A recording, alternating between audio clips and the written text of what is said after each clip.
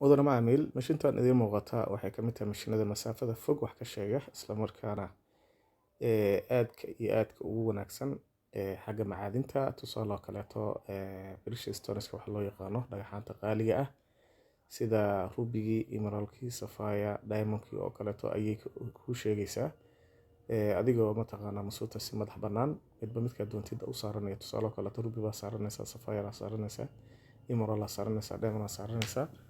adoon midba midka kaleeto ayna isku qaldin ayay ku raadinaysaa midka saaratay sidaas oo kaleeto macdinta precious metals loo yaqaan oo kale sida dahabka oo kaleeto iyo silverka oo kale way ku sheegaysaa hadba sida mataqaana kuwa kaleeto aad ugu dooranayso kala ugu dooranaysaa masaafo sheegidoo kale xagga dhirirka ama distance wax loo yaqaano waxay sheegi kartaa 3000 mitir 1 mitir